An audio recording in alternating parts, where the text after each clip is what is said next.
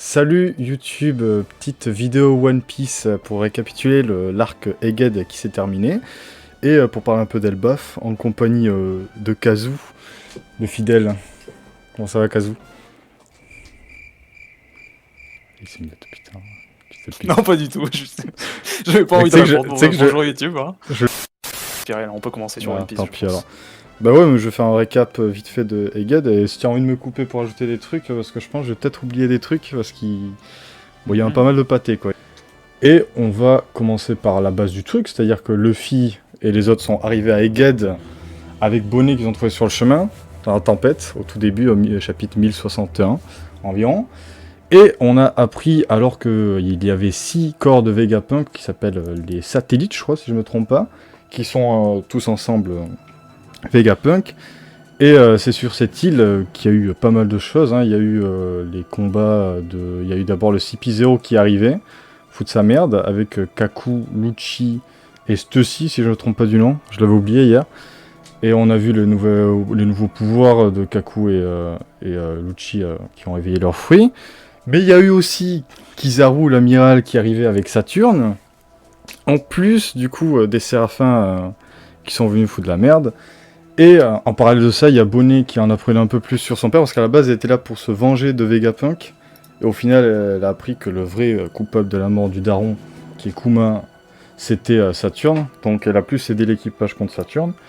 Et donc on a eu vraiment un arc sur l'île Egghead, avec pas mal de combats et de Luffy assez stylés, de Zoro et tout. Et pas mal d'infos sur Bonnet et aussi sur Joy Boy et le siècle oublié, hein, parce que du coup, Vegapunk sur cette île s'est fait... Alors je sais pas s'il est mort sous le coup de Saturne ou s'il est mort plus tard, mais je pense que c'est sur le coup de Saturne. Du coup, on a eu pas mal d'infos sur le siècle oublié, parce qu'il a lancé une vidéo qui a été diffusée dans le monde au moment de sa mort, enfin dont le but était d'être diffusé quand il est mort, quoi, dans le monde entier. Donc on a eu des infos sur le siècle oublié, Joy Boy, le fait que le monde allait être plongé dans l'eau, donc petite info sur ce que peut être potentiellement One Piece. En plus de ça, on a eu des flashbacks sur Kuma, qui a rendu le personnage touchant, plus des flashbacks sur... alors je sais pas si on peut dire sur Saturne ou si ça reste dans Kuma, mais c'était sur ce qui s'était passé avec la chasse sur... J'ai oublié le nom de l'île, mais l'île où il y a potentiellement One Piece. God Valley, ouais, merci. Ah non, et attends, avec c'est sur aussi... God Valley qu'il y a le One Piece. C'est sur le en tout cas, c'est sur God Valley qu'il y a eu la bataille Gold Roger et tout, donc je pense que c'est... Ouais, Roger et je pense que God Valley donne accès à Loftel, je saurais pas dire. Ah ouais, parce que c'est vrai qu'il y a les deux trucs. Et c'est sur God Valley qui a été trouvé chiant aussi. Et transition parfaite aussi pour évoquer ce qui s'est passé en parallèle, pour faire une petite aparté, parce qu'on a eu du coup Law et Kid qui ont pris leur chemin. Alors Kid s'est fait exterminer par Shanks, je crois que c'était en un chapitre, hein, c'était vraiment un massacre, c'était très stylé, à Elbaf. Très très propre. C'était très très propre, la planche était très propre, l'anime était très propre aussi. Et en parallèle, on a eu Law aussi, qui s'est battu contre Barbe Noire, qui a eu un combat un peu plus digne, mais en même temps qui a dû fuir aussi, hein, du coup. Donc on sait pas si... je sais pas, je pense pas qu'il est mort, mais... Enfin, Kid, il y a un doute, mais à mon avis, il est pas mort, c'est sûr qu'il est pas mort. Mais bref, on a eu des sortes pour certains, des chemins qui se sont arrêtés, alors je sais pas comment ils vont rebondir, mais ça on verra. Et on a aussi appris qu'il y avait les cavaliers divins, c'est ça, avec... un Fingerland, j'ai pas le nom exact du type, je sais juste que c'est Fingerland un truc. Et donc on sait pas trop qui c'est, mais on a eu l'apparition de ce personnage. On a aussi appris ce qui s'était passé, Magnifique Ro, sur, comment ça s'appelle, Marie-Joise, avec Sabo, qui a écouté une conversation qu'il devait pas écouter. Et c'est pour ça qu'il a été accusé de mort, de la mort de Nefertari Cobra, qui a en fait été tué par les 5 doyens. Donc voilà, il y a eu ça aussi. Putain, il y en a eu des trucs. Plus je récap, plus je me dis il y a eu des trucs. On a aussi appris qu'il y avait eu le pacte des 20 royaumes et que une n'avait pas accepté ça. C'était Nefertari Lily, un truc comme ça, je crois. Je crois que c'était Lily. Je confonds avec Lucie. Non, c'était Lily, je pense. Nefertari. Non, l'ancêtre, c'est bien Lily, ouais. Ouais, voilà. La première. Et on a appris qu'ils avaient le dit, mais ça, après, est-ce que c'est très important pour le moment? Pas trop.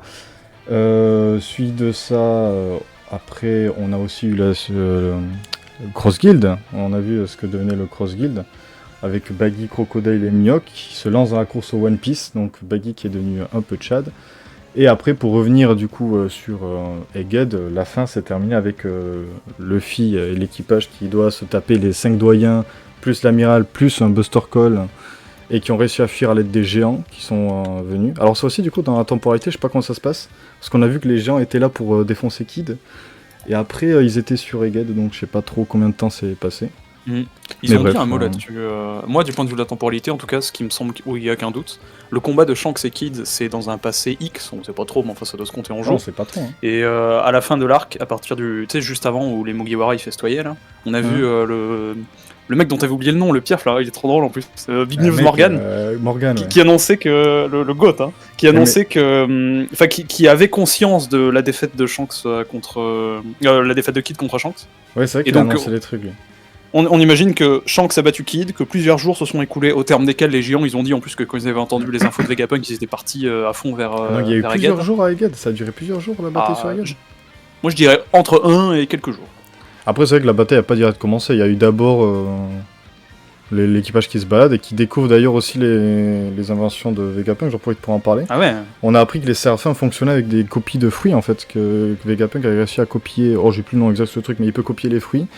Et le Mother Flame, je sais pas si quand on a appris qu'il avait créé le Mother Flame, mais Vegapunk avait réussi à créer une sorte d'énergie infinie qui a été utilisée on pense par Im-sama pour détruire le Lucia. Je pense que c'est avec ça qu'elle a détruit Lucia. Ah oui, il y a pas aucun doute. Donc là, sans doute une arme antique. Et je crois que c'est quasi tout. Il y a eu aussi le gros robot qui a aidé Luffy à s'échapper, qui était en fait l'ami de Joy Boy et qui a utilisé une corde où il y avait le haki de Joy Boy. J'ai eu pas mal de gens parler sur le fait que ça a fendu le ciel en deux aussi à lui tout seul, alors que d'habitude c'est des clashs de Yonko qui font ça. C'était pas mal stylé. Et puis là, dans le dernier chapitre, juste Luffy et les autres ont réussi à fuir. Vegapunk en théorie est censé être mort. Le seul qui reste c'est la 2 là, Punk 2, j'ai oublié le nom du... Lilith, le mal. Lilith, ouais. Le mal. J'ai retenu son nom parce que... Bref. Pour le travail, exactement. Parce qu'on est des fans de One Piece. Et puis ça s'est fini avec une silhouette à Elbaf, on suppose, qui attend l'équipage. Silhouette qui ressemble vaguement à j'aurais dit à Shanks, mais c'est pas possible que ce soit Shanks. J'ai vu des gens qui disaient Shanks aussi, ouais, pour le... Mais parce qu'on voit picoler un peu, et ça fait une petite cape, donc ça ressemble, mais... Dans ma tête, il était gros, enfin, c'est une silhouette ronde. Ouais, mais pour moi, je verrais bien soit le chef ou un truc, mais bref, ça on verra plus tard. Ton côté, t'as pensé quoi de l'arc, toi ? Écoutez, moi, pour peut-être servir de complément à tout ce que tu viens de dire et qui était très factuel, j'ai préparé, on pourrait dire, une espèce de... Je dirais pas une analyse, mais enfin, disons, une espèce de relevé des grands enjeux plus symboliques et plus narratifs, peut-être, un peu plus méta de cet arc, dont j'ai relevé les très nombreuses qualités, ça spoil un petit peu, mais dont j'ai relevé un défaut, une espèce de petite imperfection. Mais moi, c'est surtout du point de vue des qualités que j'ai énormément de choses à dire. J'ai préparé un récapitulatif qui fait 3 lignes, qui est bien plus succinct que le tien, de l'arc, mais dont on pourrait dire que j'ai découpé en 3 grands moments structurels.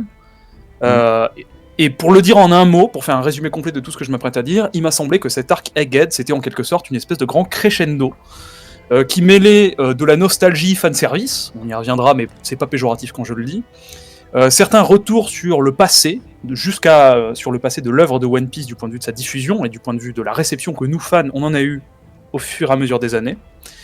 Et ça permettait aussi d'amorcer une ouverture vers les futurs arcs et vers toute la période dans laquelle on rentre, ce qu'Oda avait appelé la saga finale, pour laquelle il avait pris quelques semaines de pause, enfin je sais plus, il y avait eu il y avait eu 3 chapitres de pause après Wano, ouais. C'est ça. Et donc, d'un point de vue jusque dans la chronologie de l'œuvre One Piece complète, il me semblait que c'était un arc très intéressant. Et j'ai noté arc très complet du point de vue de tout ce qui nous a été proposé pendant 2 ans, parce que même si d'un côté 2 ans c'est pas si long que ça, et surtout par rapport à Wano dont on sort, c'est quand même, je crois, j'ai vu, c'est dans le top 10 des arcs les plus longs de One Piece d'assez loin, et je me demande si c'est pas dans le top 5. Ça fait 2 ans, c'est pas mal long, ouais. Wano avait fait 4 ans, je crois, voire 5. Ah ouais, non, Wano c'est interminable. C'est vrai que oui. Mais après, c'est vrai qu'on... Pour moi, il paraissait pas long parce que c'est vrai que, comme t'as dit, c'était crescendo, quoi. Il y avait de plus en plus de trucs.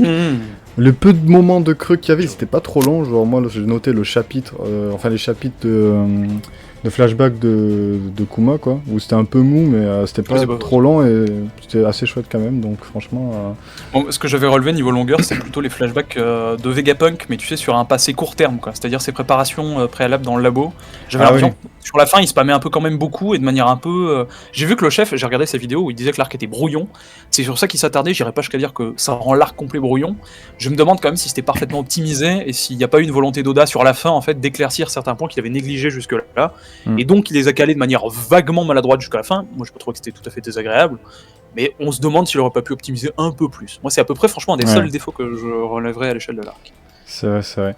Mais je trouve aussi c'était vachement un arc où on commence à nous... Genre il y a une sorte d'actualisation maintenant que Luffy et Yonko de son statut dans le lore, quoi, avec l'amiral et tout. Et ça je trouve ça a vachement été bien fait. Genre il y aura peut-être quelques trucs à redire sur... par rapport aux doyens, moi j'ai pas trop compris où situer les doyens, mais c'est pas plus mal non plus. Au niveau de puissance et même de capacité, il y a un mystère. Mais tu sais que c'est très exactement ce que j'avais écrit après, donc je vois que en bonne fan de l'arc, on se retrouve. Après, on en a beaucoup parlé aussi en off, donc on a à peu près les mêmes avis. Mais donc ça c'était cool. Et après aussi ce qui était bien, parce que j'ai oublié de l'évoquer, mais vu qu'il y a eu le passage avec, sur l'île de Barbe Noire avec Kobe, tout ça là. On a aussi du coup j'ai l'impression qu'il y a vraiment des pions qui se mettent mais partout dans le monde. Du coup on commence, j'ai vu beaucoup de gens sur internet faire ça, mais on commence à peu près pouvoir prévoir qu'est-ce qu'il y aura comme arc et dans quel ordre ils seront mis et tout. Donc c'est vraiment, on commence à vraiment voir pas le bout du tunnel de One Piece, mais on peut commencer à apercevoir à quoi ressemblait la fin. Et pour l'instant ça me paraît être stylé tout ça. Et oui, après, voilà, les infos sur le siècle oublié aussi, on en a eu quelques-uns, donc ça fait pas de mal, parce qu'on avait vraiment quasi rien jusqu'à là. Enfin, je sais pas ce qu'on avait avant. Ah oui, non. Oui, on savait qu'il y avait Joy Boy, peut-être. On savait qu'il y avait un siècle de creux, et c'est tout. On avait le nom de Joy Boy et Nika qui était très lointain, et on savait que c'était plus ou moins mythologique. On savait même pas la distinction précise, je crois, entre Joy Boy et Nika. Là, on commence à y voir un peu plus clair, quand même. Puis Vegapunk aussi, il a parlé à l'équipage de Nika, donc je crois qu'à part Luffy, tout l'équipage, ou quasi tout l'équipage, est au courant de ce qui est censé représenter Luffy. Ce qui est paradoxal, mais marrant, et très dans l'ambiance One Piece, Luffy débile, quoi, où juste, ce qui compte, c'est pas la mythologie, quoi, c'est juste son aventure à lui. Carrément. Et aussi Luffy qui a cité son vrai rêve au tout début, là, mais... C'était avant, ça, non ? C'était avant, oui, c'était dès qu'ils sont sortis de Wano. Ouais, c'est ça. Ouais, parce que j'ai pas évoqué, parce qu'entre Wano et Egghead, il y a eu aussi un début de truc où on a vu le coup l'apparition du Cross Guild et tout. Mais ça, je me demande si c'est pas plus dans Wano, parce qu'après, il y a eu l'amiral Plante aussi. Là. Entre les deux. J'appelle l'amiral Plante, le mec vert, là, on l'a vu qu'une fois, il s'est fait dégommer. Il a un nom compliqué. Mais bref, non mais ouais, on est à peu près d'accord sur... Après moi je saurais pas trop quoi dire comme défaut. Ouais, le truc brouillon, je vois ce qu'il veut dire. À peu près d'accord sur ça. Mais par rapport à Wano, c'était beaucoup plus efficace. Là, on allait droit au but. Et puis putain, ça m'a fait kiffer aussi Kuma et Kizaru, hein. Franchement... c'était des persos qui je trouvais juste chouette sans plus, quoi. Là, vraiment cool. Je sais pas si l'expression sur laquelle je serais tout à fait d'accord, ce serait aller droit au but, parce qu'il me semble justement qu'il y avait un nombre pluriel d'intrigues et qui se déroulaient, mais sans forcément qu'on ait un objectif de long terme vers lequel on marchait tout à fait. Donc, de ce point de vue-là, je sais pas si on peut dire que l'arc était tout à fait linéaire. Pour cette raison-là, moi, d'un point de vue structurel, je l'ai découpé en 3 parties. Tu peux me dire si tu trouves ce découpage pertinent. J'ai eu l'impression qu'il y avait une première partie que j'ai appelé premier contact avec l'île et qui en gros concernait la rencontre des Mugiwara avec Vegapunk et la découverte de l'île, plus l'arrivée et le combat contre Lucci. Il me semblait que jusqu'à ce que Luffy Gear 5 mette une branlée à Lucci, ce que nos amis qui suivent l'anime c'est le bon mot. C'était en quelque sorte, tu sais, il y avait quelque chose de l'ordre de la ligne droite, et une fois que Lucci et Kaku ont été battus et capturés, pour moi il y a eu un moment de flottement en quelque sorte, tu vois. Et vraiment j'ai l'impression que là une première partie était achevée, d'un point de vue des combats et même d'un point de vue de l'ambiance et du déroulé de l'arc dans sa généralité. C'est pour ça, moi, très tôt, je me suis dit, mais où va cet arc en fait ? L'ennemi est battu là, tu vois, donc qu'est-ce qu'il peut bien nous raconter encore ? Il me semble que un moment de transition qu'il y a eu entre ce moment et le deuxième moment, c'était l'apparition des Séraphins qu'on connaissait pas, dont on a eu l'occasion de voir un peu la puissance, mais même ça a été assez rapidement expédié. Finalement, c'était pas du tout le cœur de l'arc, ce qu'on aurait pu croire. Et il me semble que ça a vraiment amené le deuxième temps de l'arc qui concernait, dont la thématique, moi ce que j'ai noté, c'était un retour sur le passé. à la fois le passé du lore, à la fois le passé de l'œuvre de One Piece en tant que tel, et dont j'ai noté que les principaux éléments scénaristiques, c'était l'arrivée de Kizaru et de Saturne, plus le flashback de Kuma.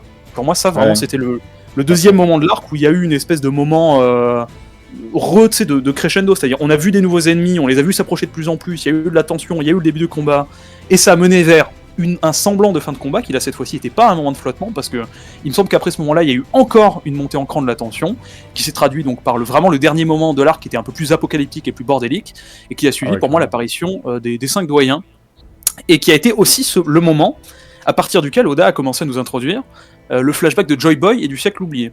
Donc pour moi vraiment les 3 grands moments c'est ce que je viens de dire, c'est-à-dire d'une part le premier contact avec l'île, Lucci, Kaku, ce genre de choses. Deuxièmement, on pourrait résumer ça en le duo Kizaru-Saturne seul, qui étaient lointains, qui se sont approchés, qui se sont fait battre en quelque sorte. Et vraiment le dernier moment qui nous accompagnait donc jusqu'au tout dernier chapitre qu'on a vu là, l'apparition des 5 doyens, et là toute la fin c'était vraiment quasiment de la baston générale tout le temps, quoi. Ah ouais, les derniers chapitres c'était vraiment ça sautait sur la gueule. Ah, encore que, il y avait aussi, en fait, en parallèle, il y avait le fait que Vegapunk racontait des trucs, donc c'était semi-baston, Oui, c'est pas faux. C'était pas tout à fait... On alternait entre l'apocalypse et... Mais alors, on pourrait y revenir juste après, mais j'ai trouvé qu'il y avait vraiment des grandes qualités, je dirais bibliques presque. Peut-être je pourrais y revenir, mais il y avait vraiment, je trouve, sur la dernière partie, le dernier tiers, on pourrait dire, c'est-à-dire à partir du moment où les 5 doyens ont été invoqués, et à partir du moment où on a commencé à parler de Joy Boy, une espèce d'aura, on pourrait dire presque mythologique, jusque dans le lore de One Piece, où vraiment, là, t'avais l'impression que tu touchais du doigt quelque chose qui dépassait largement le cadre des seuls chapeaux de paille, et la preuve c'est qu'ils étaient pas tant mis que ça en avant entre guillemets. En tout cas, non, ils étaient plus en fond, ouais. Tu comptes la matière des flashbacks, c'est minoritaire le nombre d'arcs, c'est eux directement qui sont mis en avant. Mais pour revenir sur le moment de flottement entre le moment où ils arrivent sur l'île, ils battent Lucci et tout, et Kizaru et tout arrivent, il y a une partie où il y a eu du Oda, c'est-à-dire que dans Wano ça y avait beaucoup trop, c'est le truc où Oda il aime bien faire des chapitres où il nous met en place des persos dans l'île et tout, genre parce qu'il y avait, je sais pas si tu te rappelles, mais toute la trahison avec York et tout, la découverte de qui est le traître et tout ça. Complètement. Et ça c'est un truc que Oda faisait beaucoup trop sur Wano. Genre il y avait beaucoup trop de chapitres où il y a Zoro qui s'est fait voler ses sabres par un random, du coup il lui court après pendant je sais pas combien de chapitres. Il y a plein de trucs comme ça. Là c'est vrai que c'était un peu plus court donc ça va. Tu veux dire peut-être qu'il y a eu ce truc de flottement. La fragmentation du nombre d'intrigues, et vu qu'il nous en montre qu'un fragment dans chaque scan et qu'il empile ces fragments-là en fait, l'action on a l'impression qu'elle se déroule plus lentement parce qu'en fait il fait que repousser à plus tard l'aboutissement de toutes les actions en même temps. Carrément. Et il y a un moment de lenteur un peu quoi. Tu te dis sur Wano je suis infiniment d'accord sur ça. Mais sinon je suis d'accord avec toi, le truc biblique de quand ça parle de Joy Boy t'es... Si sens que c'est au-dessus, mais on peut en parler. On pourrait peut-être y revenir, parce que j'ai fait une deuxième analyse. Là, c'était sur la structure. Je sais pas si t'es d'accord avec le découpage en 3 parties. Ouais, globalement, ouais. Au début, j'étais un peu sceptique, mais je vois comment tu découpes le truc, et je suis pas mal d'accord, ouais. Pour moi, c'était vraiment les 3 moments de crescendo où chacun étant supérieur à l'autre. En fait, t'as cette impression que t'es un peu dans Berserk aussi. Moi, le meilleur exemple que j'ai dans Berserk, c'est l'arc où ils vont sauver Farnèse. Elle veut plus venir avec eux. Et ça part de eux qui vont toquer à la porte de Farnèse, et il y a des petits chiens qui attaquent. À la fin, c'est l'apocalypse absolue, il y a une tornade, la ville entière est détruite à incendier, il y a une armée de monstres qui les attaque, et c'est vraiment pas par pas, tu vois. Il y a vraiment cette espèce de... À chaque fois, tu te dis, ok, ça part un peu en couille, et en fait, ça part en couille 10 fois de suite, quoi. Et à la fin, tu te dis, ok, j'aurais jamais soupçonné que ça prendrait cette ampleur-là. De ce point de vue-là, je trouve que le terme incident de Egghead est bien trouvé, parce qu'il y a vraiment cette idée de... Ça a dégénéré, quoi. C'est vrai que comment on appelle ça, pas l'orateur, mais à un moment, il y a des voix off qui nous disent... Le narrateur, il dit, là, ils vont apprendre qu'il y a eu un incident grave à Egghead. Ils nous l'ont teasé longtemps. Tu vois. Ouais. Il y avait eu pareil à Dressrosa quand ils ont fait un pause en mode... je sais plus ce qu'ils avaient dit. Mais la flotte va faire une grosse bêtise. La flotte va faire une grosse bêtise, ça on sait toujours pas, on sait juste que certains membres de la flotte à Marie-Joise ont foutu la merde. Mais bon... D'ailleurs oui, Fingerland a tué le mec qui avait libéré des... Enfin a tué un dragon céleste, il y a ça aussi. Est-ce que tu spoil pas nos amis qui regardent que l'anime là? Ah mais je mettrai une alerte. De toute façon, ah oui, non, mais on a déjà tout spoilé. Si vous avez cliqué, c'est de votre faute là les gars. Ouais non mais je mettrai au cas où un petit... Puis les animaux ne tomberont pas sur ces vidéos, je pense, ça devrait aller. Mais du coup, vas-y, je t'invite à dire ton truc sur Joy Boy, sur la partie... Moi, j'ai fait une analyse en quelque sorte de la structure, c'est-à-dire le déroulé de l'arc, d'un point de vue narratif, c'est-à-dire l'enchaînement des actions et le rapport des actions entre elles.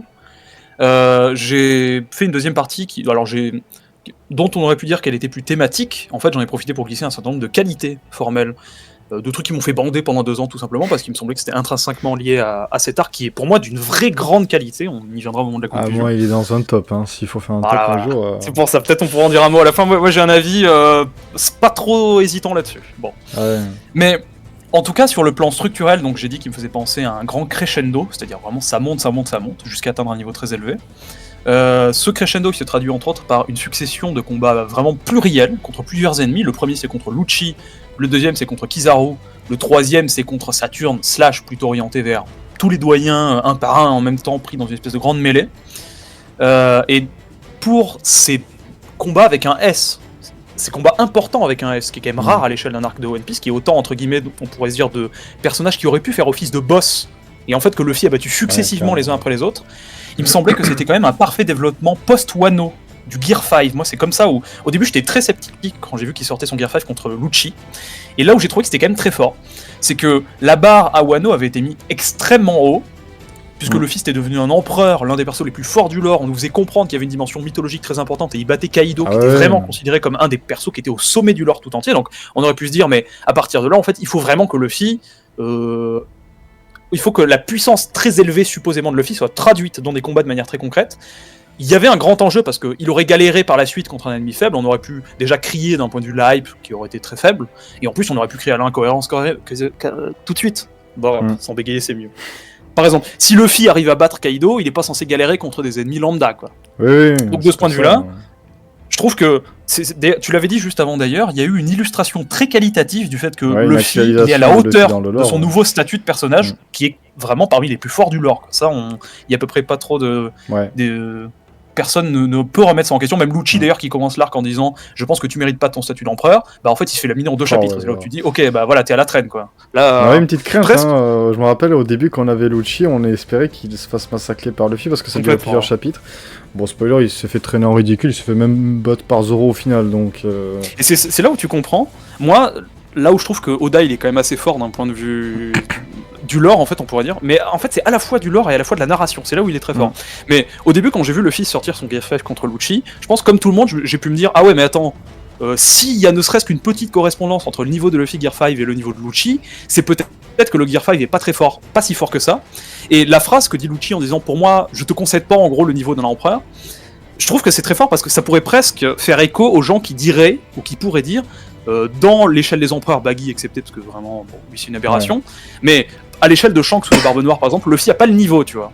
J'ai presque pris ça comme les gens qui auraient pu avoir ce doute, qui auraient pu être légitimes d'ailleurs, parce que c'est le protagoniste et il s'en est pris à, je sais pas, 3 ou 4 fois pour battre Kaido.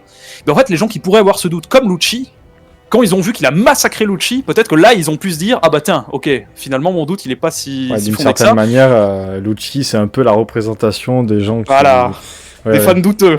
Et qui en fait là ont vraiment eu une démonstration flagrante et très impressionnante du fait que Luffy il a le niveau pour vraiment le dernier stade en fait, le dernier grand moment de One Piece qui est en gros la course vers le One Piece qui donne son titre à l'œuvre, ce qui est un grand moment. Carrément, mais non, je suis carrément d'accord avec toi. Et surtout qu'à la fin de Wano, on se disait, maintenant, qui peut arrêter Luffy à part un Yonko ou un truc. Et du coup, là, avoir mis un amiral, je trouve que c'est vraiment bien. Et là, on voit que les prochains ennemis, ça sera que des... Mais que ce qu'on nous vend depuis le début de One Piece comme étant les trucs dont on connaît soit pas trop la force, soit on sait qu'ils sont très forts. Les amiraux, les doyens, tous les Yonko en général. Et c'est vrai que du coup, avec Kid et Law qui sont dégagés, on comprend que, bon, ceux qui n'ont pas le niveau, maintenant, il va falloir rester en arrière, quoi. C'est là, on rentre dans une autre part. Bon, après, Baggy, je sais pas comment il va s'en sortir, parce qu'il s'est beaucoup chauffé. Mais pour moi, la magie de Baggy, c'est son équipage fonctionne... Son équipage est puissant, quoi, avec... Crocodile. C'est ça. Moi, la double qualité de Baggy, c'est que d'une part, d'un point de vue symbolique, on pourrait dire vraiment, on en a déjà parlé, je pense qu'on est d'accord, le fait qu'il y ait une espèce de scission de la personne de Gold Roger, d'une part du point de vue de la puissance, là c'est Shanks qui a tout hérité, et de l'autre part du point de vue de la volonté un peu flamboyante, un peu je veux le One Piece, quoi, un peu avec les dents. C'est Baggy qui en a hérité, ça c'est très beau. Et d'autre part, là où Oda il fait à la fois du fanservice et de la hype, donc il fait d'une pierre deux coups on pourrait dire, c'est qu'il utilise Baggy comme la parfaite excuse en fait pour y agréger tous les persos qui sont beaucoup plus forts que lui, potentiellement qu'on n'a pas vu depuis longtemps, potentiellement qu'on attend depuis longtemps, et en fait ça sert vraiment d'excuse parfaite pour rassembler tous ces persos qui peuvent n'avoir rien à voir, typiquement Crocodile et Mihawk. À la base, ils c'est vrai que putain, quand on les a vus les trois ensemble, la planche est lunaire, quoi. Tu te dis putain, ça n'a aucun sens. C'est très surprenant, quoi. Et tu te dis c'est très hypant aussi. Est-ce que d'autres anciens corsaires rejoindraient l'équipage, genre Doflamingo comme ça, tu penses? J'ai eu beaucoup de gens dire. Oh, attends, j'ai toussé. Oh, c'est bon, faut recouper ça. J'ai vu beaucoup de gens dire Moria, tu sais, qui s'est échappé de la ruche avec l'aide de Moria Perona. est pas mort? Parce que je sais qu'il a été sur l'île de... Ah, il s'est échappé de la ruche? Pour moi, il y a Perona, la raison pour laquelle elle a libéré Kobe, elle lui a glissé un mot sur le fait que son maître était là et qu'en gros, bon, elle essayait plus ou moins de s'évader, quoi. Et que s'il pouvait y avoir une diversion, une alliance, que ça l'arrangerait. Donc moi, j'ai été étonné, mais je me demande si Moria est pas en vie, en fait. Et pas en liberté, d'ailleurs. Parce que là, on a vu que Kobe s'est évadé, mais ils se sont évadés avec Moria, parce qu'il y avait pas l'air d'avoir Non, non, pas avec Moria. Non, pour moi, juste Perona a libéré Moria. Et elle a libéré Kobe du même coup. Et donc Moria, il est pas con, il se débrouille, tu vois. Chacun fait son trajet. Parce que c'est vrai qu'on a Moria qui, du coup, est pas mal dans la sauce. On a... bon, encore que je sais plus où elle en est, je sais qu'elle s'est fait péter la gueule par Barbe Noire, mais... Pour moi, ils l'ont laissé sur Amazon Lily, ou alors ils l'ont ramené sur sa body parce que Riley l'avait sauvé. Mais ah oui, non, il y avait Kobe qui est arrivé, il s'était vendu à la place de... Ah, je sais plus ce qui s'était passé. Je sais qu'il s'était vendu à la place de quelqu'un, Kobe. En mode... Ah oui, c'était ça. Bon, encore qu'elle avait transformé tout l'équipage de... Enfin, tout le monde en pierre, chez Barbe Noire et chez la marine. Et je crois que Kobe était en mode... Ah non, mais ça expliquerait pas pourquoi. Bon, il y avait un truc bizarre. Non, pour moi, ça, c'est sans doute ce que tu dis, le fait que Kobe il ait proposé sa vie comme otage en quelque sorte, il est sacrifié pour sauver des innocents, plus l'intervention de Riley qui arrive et qui met un coup de pression en plus à Barbe Noire en lui disant bon, si vraiment tu vas insister sur ça, il va y avoir des conséquences, même si après on apprend qu'il aurait perdu. Ouais. On peut en tout cas se comprendre que Barbe Noire il a eu deux bonnes raisons en quelque sorte d'accepter le deal et ça explique un peu qu'il s'en est tiré sans combat. Mais ouais. Puis je sais pas si je l'ai abordé, mais on a aussi appris qu'il y avait un bateau là, du coup, qui avait le dernier roi de Poneglyph, ou je sais pas comment on appelle ça là. Ouais, ils l'ont glissé pendant un flashback de Barbe Noire en Scred avec des tourbillons. Ça aussi, jamais entendu parler avant, pour l'instant pas plus de nouvelles. Mais ils seront obligés de tomber dessus parce que s'il a le dernier roi de Poneglyph, enfin, il me semble que c'est ce qui a été dit. Ah oui, non, complètement. Parce que là, ils ont le roi de Poneglyph de... C'est une bouteille lancée à la mer d'Oda et on en sait très peu, donc il y a beaucoup de gens qui spéculent. Comme les Calvaliers divins, c'est des trucs... C'est pour ça qu'il dit on arrive à la fin de One Piece, mais le mec il balance encore des bouteilles. J'ai vu un post sur Twitter où un mec disait il y a 5 ans, Oda nous a dit que One Piece se finissait dans 5 ans. Oui, non, mais ça aussi c'est ridicule. Moi, les deux dernières déclarations qu'on a eu d'Oda sur le X d'année, tu le dis soit il brade son manga, soit il va dépasser le délai. Et moi, au début, je m'inquiétais un peu, et en fait, tu vois qu'il s'en bat les couilles des délais. Vraiment, il veut pas brader son manga, quoi. Et c'est ça qui me rassure beaucoup. Et du coup, à chaque fois qu'il dit ça, je me dis, j'aurais rien à foutre. Ça lui prendra le temps qu'il faut, et puis c'est très bien comme ça. Ah, mais carrément. On peut se contenter de ce point de vue-là en tant que fan. Mais je crois que c'est tout pour Egghead, hein. Je sais pas si t'as des trucs à rajouter.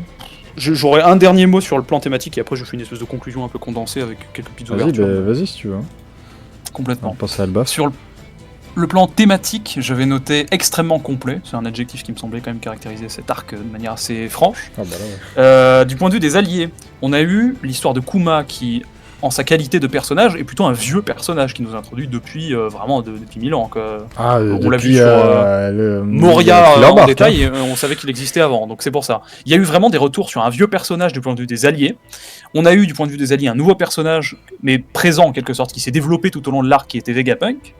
Et ouverture vers le futur de One Piece, on a eu un début de flashback au pluriel sur Joy Boy et un nombre d'informations sur lui. C'est pour ça que du point de vue des personnages... je la refais. On va y arriver. C'est pour ça que du point de vue des personnages, on a eu à la fois des personnages du passé de l'œuvre, du présent, c'est-à-dire les stars de l'arc actuel, on pourrait dire en quelque sorte, Vegapunk, et des personnages futurs. J'ai quand même noté que ça va au-delà des personnages des alliés, et que même du point de vue des ennemis, on a eu des adversaires passés comme Lucci et Kizaru, qui étaient des vieux personnages extrêmement forts, et qui cette fois-ci sont fait mater. C'est là où vraiment, quand je parlais d'actualisation... On nous disait qu'ils allaient revenir, hein, le CP0. C'est pour ça on l'attendait, on était en mode, ça va revenir quand cette histoire-là? Même les amiraux, on les a vus flex dès Aokiji très tôt, on les a revus à Marineford, on se doutait bien que de toute façon, il y a un moment donné où il faudrait s'y confronter. Je sais pas si tu te souviens d'ailleurs, mais au début, là, quand on suivait les chapitres semaine par semaine et qu'on a vu Kizaru sur un bateau, tous les deux on s'était fait la réflexion et on partait par défaut là-dessus. Ah oui, bah d'accord, ça va être l'excuse pour faire fuir Luffy et sans doute qu'ils vont échanger de coups et puis il va partir. C'est vrai qu'on se disait qu'il y aurait la fuite sans l'affrontement. Au final, je crois qu'il parce qu'on pensait. Parce qu'on pensait qu'Oda ferait du Oda et qu'il ferait du One Piece comme on avait connu jusqu'à présent, c'est-à-dire les amiraux nous fait des démonstrations de force, mais on va jamais jusqu'au bout du combat. C'est encore une nouvelle incarnation du fait que Oda, vraiment, ça se voit qu'il prépare quelque chose de nouveau. Il se contente pas de faire ce qu'il a fait jusqu'à présent. C'est vrai il prend des risques et il fait perdre des amiraux, ce qui est une nouveauté, c'est une exclusivité absolue. On a des nouvelles façons de faire d'Oda très légères, mais même pour le design des doyens, on a quelque chose vraiment qui sort du truc. C'est vraiment quelque chose de nouveau, voilà. Donc, c'est vrai qu'il y a des nouveautés. Aussi, donc si tu veux, on pourra y revenir juste après. Juste avant ça, c'était pour dire que Lucci et Kizaru, c'était des personnages qu'on connaissait par le passé, qui à l'époque étaient conçus comme extrêmement forts, et qui là, cette fois-ci, en fait, et même ensemble, n'ont pas réussi à battre les Mugiwara. C'est là où tu vois vraiment toute la profondeur de l'actualisation, niveau échelle de puissance en tout cas, dont tu parlais. Mais en plus d'avoir des personnages passés, on a eu aussi, du point de vue des ennemis, des ouvertures vers le futur et vers toute la fin de One Piece. Que ce soit du point de vue du combat final contre la marine, avec beaucoup de flashbacks sur Imu, on l'a jamais vu autant actif ou active, on sait pas trop.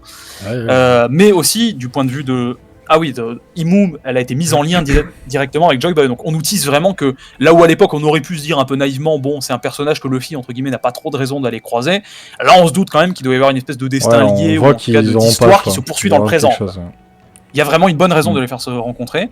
Plus, et ça c'est important aussi, on nous a teasé vraiment dans cet arc, et c'est là où, quand tu l'as rappelé, vraiment ça m'a semblé très clair. Au début de l'arc, on nous a fait un point sur les 3 personnages, dont 2 ont été pris dans des combats, donc on comprenait pas encore que c'était ça, mais on nous a fait des points sur Shanks, Barbe Noire et Baggy. Et à la fin de l'arc, on nous a fait comprendre très directement qu'en gros c'était une illustration qui ouvrait vers la suite, et on nous a fait comprendre en gros que dans la course pour le One Piece, les 4 Yonko, c'était vraiment des combats futurs et en fait les combats à venir. Et c'est là où tu disais, pour la première fois depuis très longtemps dans One Piece, en fait on sait ce qui nous attend à plus ou moins moyen ou long terme. Mais vraiment il y a une logique très concrète sur ce qui va suivre et on a commencé à nous le hyper tout au long de cet arc déjà. C'est là où c'est très fort. Maintenant que tu le dis, j'ai l'impression que là où avant on avait plusieurs groupes où il y avait la marine, les révolutionnaires, les corsaires, les pirates, enfin il y avait une multitude de groupes qui s'est rajouté au fil de l'histoire. Là j'ai l'impression que vraiment toute la catégorie pirate a été réduite à les Yonko. Maintenant, les seuls pirates importants à suivre, c'est les Yonko. Bon, il y a Kidelo, mais ils se sont fait exterminer. Donc voilà, vraiment, de manière très dure, c'est-à-dire que Yonko, quoi. Oda, il a fait une distinction entre ceux qui ont le niveau pour survivre dans la saga finale et ceux qui, n'ayant pas le niveau, ont été sanctionnés et ont été vraiment écartés de manière dure. C'est là où ça me faisait penser très à l'ancien One Piece, c'est-à-dire, t'as pas le niveau, tu te fais écraser, quoi. C'est vraiment ambiance Zoro contre Mihawk sur East Blue. Ouais, carrément, et sa body tout ça, là, c'est vraiment... Et tu dis, il y en a pas tant que ça, des moments comme ça dans One Piece, où vraiment il y a des niveaux de puissance qui vont jusqu'au bout de leurs différences. Et mais du coup, ça fait impactant, vu qu'il n'y en a pas beaucoup quand on... Complètement. Le message est passé. C'est pour ça que ça fait encore une qualité de plus pour cet arc, qui sont nombreuses. Et si tu veux, j'ai une petite conclusion, j'énumère vraiment les différents grands points de l'arc. Vas-y, si t'as une conclusion très propre, je prends. Je trouve, du point de vue de la conclusion, que cet arc avait des qualités du vieux One Piece, on pourrait dire. Ce que j'appelle le vieux One Piece, c'est en quelque sorte avant l'ellipse. Mais aussi certaines nouvelles qualités et qui incarnent le nouveau One Piece post-ellipse, mais qui même ouvrent un One Piece qui semble, on pourrait presque dire, plus qualitatif que jamais, en tout cas vraiment fidèle à la grande idée que les fans de longue date se font de One Piece, et vraiment qui devrait ponctuer l'œuvre. Pour les qualités relatives au vieux One Piece, ce que j'appelais le vieux One Piece, on a eu des retours de personnages qui étaient extrêmement impactants à l'époque. Lucci, par exemple, qui était un des méchants préférés des fans, qu'il a toujours été, et Kizaru, qui était un personnage iconique pour les fans de longue date, et qui est présent en gros dans l'esprit de la totalité des fans de One Piece depuis le traumatisme de sa body. Et donc l'actualisation de ces personnages que, en tant que fan de longue date, on connaît depuis une décennie, tu vois, ce qui est colossal à l'échelle même de nos vies d'adolescents et d'amateurs de manga, tu vois. On a eu des actualisations de ces personnages qui sont apparus comme dépassés. Et ils se sont fait péter la gueule, en gros, il faut le dire très clairement, ils étaient dépassés d'au moins un cran, ce qui était la conséquence à la fois logique de l'évolution de la force de Luffy, mais ce qui était en même temps et du même coup extrêmement satisfaisant à voir. Je trouve que c'était en quelque sorte une gratification symbolique du chemin parcouru qui, pour les vrais fans de longue date de One Piece, c'était vraiment du caviar, quoi. C'est là que tu comprends aussi pourquoi la marine avant s'en prenait pas aux Yonko. C'est là on voit en suivant les Yonko. Tu te dis, la marine, ils ont pas l'effectif pour arrêter un Yonko. Ou alors, ils doivent vraiment mobiliser tellement de force, c'est comme ce qu'il y avait eu à Marie-Joise, quoi. Non, Marineford, pardon. Où ils ont dû vraiment amener toute la marine et ça a foutu le bordel partout. Complètement, c'est. Soit il faut éviter les Yonkos, ce qu'ils ont toujours fait jusqu'ici, soit il faut mobiliser toutes ses forces, et là ils peuvent battre un Yonko au prix vraiment d'un épisode d'une guerre un peu cataclysmique comme sur Barbe Blanche. Et là tu comprends, c'était en quelque sorte une différence, parce que on nous dit dans le lore que les membres de la marine n'ont pas le droit d'attaquer des Yonkos. Et là, moi je me faisais un peu la réflexion au début en me disant, mais Luffy c'est un Yonko, maintenant pourquoi ils se permettent de l'attaquer? Et on comprend qu'en fait la marine a fait une erreur, et que Luffy, qui est fidèle à son statut de Yonko, en fait, il a le niveau pour le mettre une branlée, pour les sanctionner quand ils font une erreur pareille. Donc on comprend qu'en fait, la marine a été en tort et en a payé les conséquences, qui est quand même extrêmement satisfaisant à l'échelle de One Piece complet. Et du coup, c'est vrai que pour les prochains arcs, je trouve que c'était vraiment nécessaire cette actualisation de carrément tout, parce que maintenant on sait quelle force existe et qui peut faire quoi. Donc c'est vraiment cool. Tu m'offres en quelque sorte une transition parfaite, parce que si tout ce que j'ai dit là maintenant c'était les personnages dont on pourrait dire qu'ils ressortent du vieux One Piece, je trouve qu'il y avait une vraie ouverture sur le nouveau One Piece, et sur la suite et sur la fin de One Piece. Et c'est là où tu dis que vraiment cet arc c'était un peu un arc à la croisée des chemins, qui était extrêmement satisfaisant sur plein d'aspects. Parce que on a eu des révélations sur d'anciens personnages, mais qui étaient nouvelles, les révélations, par exemple sur Kuma ou Bonnet, qu'on connaissait depuis longtemps, mais dont on savait presque rien en fait, et dont on peut dire qu'on a appris à les connaître dans cet arc-là. Et il y a eu en même temps des révélations fondamentales sur des personnages qui étaient peu connus, voire pas connus du tout, parmi lesquels on peut avoir les 5 doyens, dont on a découvert les formes transformées, Imu ou Joy Boy. Et c'est là où tu dis qu'en fait, ça a constitué pour moi, cet arc Egghead dans sa totalité, un début très très très solide de ce qu'Oda avait appelé la saga finale. Et alors le parallèle que j'ai fait, je sais pas si tu le reprendras à ton compte ou pas, j'ai l'impression que cet arc Egghead va être à tout ce qui va suivre maintenant, et donc tout ce qui sera la saga finale de One Piece, ce que l'arc Punk Hazard avait été à la première moitié post-ellipse de One Piece, qui va donc de Punk Hazard à Wano, tu vois. C'est le début et les bouteilles lancées d'un truc qui se poursuit sur plusieurs arcs, et dont l'apothéose, on pourrait dire, du point de vue de la première moitié de l'ellipse, c'était Wano, qui vraiment était un pic, tu vois. Et je me demande si en fait il va pas refaire quelque chose de semblable. Mais en fait, sauf que là, la nouvelle apothéose, ce sera la fin de One Piece. Ce sera vraiment Luffy sur l'autre thème. Ouais, c'est vrai que si tu prends Punk Hazard comme un arc qui balance, comme tu dis, des bouteilles à la mer, c'est vrai que du coup, Egghead, c'est un peu de ça, mais avec du bonus. Parce que c'est vrai que c'est... Disons, bouteilles à la mer lancées et d'autres bouteilles qui ont été récupérées et posées, quoi. Genre, il y a vraiment des trucs qui se ciao, quoi. Enfin, moi je trouve que tout le One Piece post-ellipse sans doute pourrait être divisé en deux parties, peut-être que les prochains arcs me donneront tort, mais moi je parierais plutôt là-dessus. Hop là. Ah celui-là. Sans transition. Il va être gardé celui-là. Et sans transition donc, j'ai l'impression qu'il y a eu vraiment de Punk Hazard jusqu'à Wano, des éléments qui se sont découverts et qui ont été développés au fur et à mesure des arcs, mais disons, un des mauvais côtés, on pourrait dire, moi je sais que c'est une des raisons pour lesquelles j'ai trouvé que One Piece s'affadissait un peu entre Punk Hazard et Wano. Il y avait une découverte de nouveaux persos qu'on découvrait presque à partir de zéro, sauf pour les empereurs dont on avait entendu parler, mais sans plus. Et j'avais l'impression, en quelque sorte, d'être un peu perdu. Il y avait beaucoup de nouveautés, et tu sais, ça coupait un peu avec le standard qu'on aurait pu avoir jusqu'à l'ellipse, où c'était vraiment l'équipage qui arrive sur un arc, qui explose la gueule aux ennemis. Il y a une ellipse de 2 ans, donc le monde a changé c'est surtout le monde a changé, donc après... Le paradigme des niveaux de puissance et des enjeux qui a changé, et ça s'est traduit par, je trouve, une modification de la structure. Mais disons, moi, là où vraiment, un des seuls points négatifs que je pourrais donner à ce moment, donc, qui pour moi va de l'ellipse à Wano, c'est qu'il y avait quand même beaucoup de persos qu'on connaissait pas et qui prenaient beaucoup de place sur l'écran, quoi. Et j'avais cette sensation vaguement désagréable de me dire oui, bon d'accord, mais enfin, il y a quand même quelque chose qui a changé à l'échelle de One Piece. Ce qui, je trouve, est à peu près parfaitement réparé et même est amplifié à partir d'Egghead, et j'espère que ça le sera encore, et je pense qu'on part exactement sur ça. C'est-à-dire que maintenant, on a un crescendo. On a quelques éléments, dont le principal c'est la course sur le One Piece, mais dont les autres c'est la marine d'une part, Joy Boy et le siècle oublié de l'autre. On a ces éléments-là qui vont s'amplifier d'arc en arc, mais en mettant en scène des persos qu'en plus on connaît de longue date et qu'on voit actualiser très exactement comme on l'a dit avant, c'est-à-dire, en gros, ils ont remplacé Kinemon par Kizaru. En plus, c'est marrant parce que ça commence pareil. Sauf que la différence, c'est que Kinemon, tout le monde s'en branle. Kizaru, le perso, on l'adore depuis longtemps. On adore le voir se prendre une branlée. Et quand en plus Oda il ponctue ses arcs en développant encore le personnage, en le faisant pleurer par exemple, tu dis, mais là où Kinemon, on peut s'en battre un peu les couilles, et moi, j'avoue légitimement, je m'en branle de ce personnage, quoi. Kizaru, quand je vois son développement, je me dis, mais j'ai des frissons. Jacques sont les mangas où il y a un perso qui est développé comme ça, là où vraiment. Ça lui a arraché le cœur de tuer Vegapunk, parce que même à la fin, il dit à Kainu, ça fait quoi de tuer un... Est-ce que tu sais ce que ça fait de tuer un ami, quoi? Il chiale et tu te dis, putain, c'est le mec qui est resté fidèle à ses ordres, quoi, à ce qu'il croit être juste, mais à quel prix, quoi? Genre, il a dû faire... Complètement, là. Je suis encore pris... très, très beau, hein. Dans les commentaires YouTube, je suis encore pris par des débats un peu terribles avec ce qui me semble être des enfants. C'est soit des enfants, soit des débiles. Donc j'ai misé sur le fait que c'est des enfants. Il y a énormément de gens qui crachent sur la marine et sur les amiraux et sur Kizaru, ce qui m'énerve un petit peu, moi, et je trouve que le perso disons, il est un peu mis en avant. Il y a quand même une poignée de fans qui sont pas trop cons, quoi, qui commencent à se rendre compte que Oda, il écrit un peu bien ses personnages et que c'est pas juste des enculés, la marine. Et ils ont quand même, il y a quelque chose de l'ordre du déchirement d'un point de vue psychologique qui se déploie. Et en gros, il y a un peu de profondeur dans l'écriture d'Oda sur le plan thématique. Mais en plus, je trouve ça formidable. Vraiment, même la scène de Akainu Kizaru était touchant. Mais moi, je te dis, frère, franchement.